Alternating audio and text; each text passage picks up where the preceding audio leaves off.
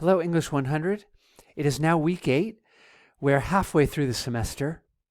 We have finished Essay 1. And now we are starting to read our second book, Between the World and Me by Ta-Nehisi Coates. You can see on your screen the first page of the book.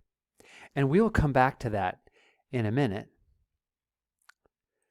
But we are going to talk about rhetoric. Rhetoric is the art of persuasion. To do rhetorical analysis is to examine some piece of communication for its rhetorical features, how it persuades, what's going on. When doing rhetorical analysis, you might look at a lot of different things. You could think about the speaker, the message, the audience, the purpose, the situation or context, the medium or genre, the tone, the organization, rhetorical appeals, pathos, ethos, and logos. And I think some of you guys know this from high school. You can look at types of evidence, argument, logic, and much more. For now, we are just going to look at a couple elements of rhetoric with regards to our book.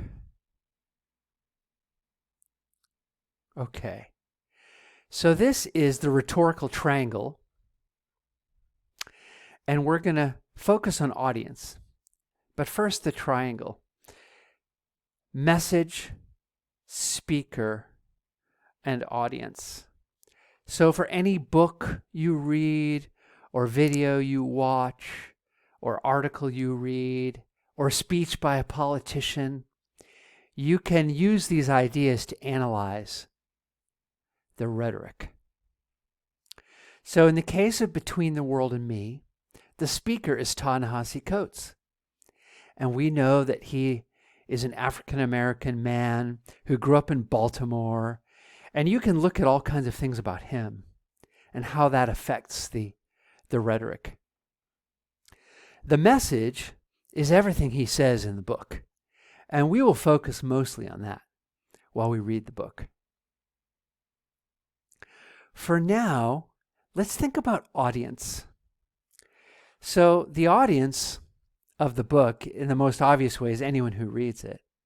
Or it might be the intended audience who Coates wants to read it. So audience can mean different things. But it's important for this book to think about audience because of the way the book starts.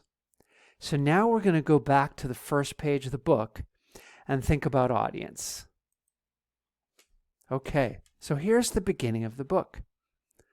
Son, last Sunday, the host of a popular news show asked me what it meant to lose my body.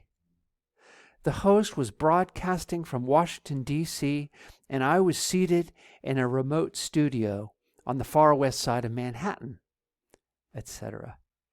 So notice how the book starts. Son, comma. So Ta-Nehisi Coates does have a son. His name is Samori.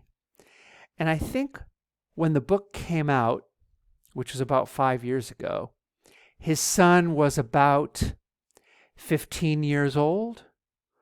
So I think his son, Samori, is about 20 years old now.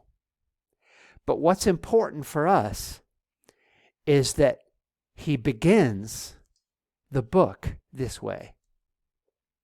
It looks like a letter or an email, like he's writing his son a letter. So the audience is his son. The whole book is a letter to his son, whose name is Samori, and who was about 15 when the book came out. So this is really important for our rhetorical analysis, that it's written as a letter to his son. His son is the audience. However, it's also a book. It was a bestseller. So that means the audience is also everybody who reads the book, including you. So English 100 students count as part of the audience in our rhetorical analysis. So we will keep thinking about this while we read. The audience is his son, and we know that because of the way the book starts.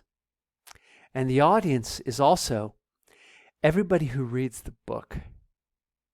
So that is something to ponder about this book. Why did he decide to write son, comma, at the beginning of the book? Okay, I will leave you with that. Thank you.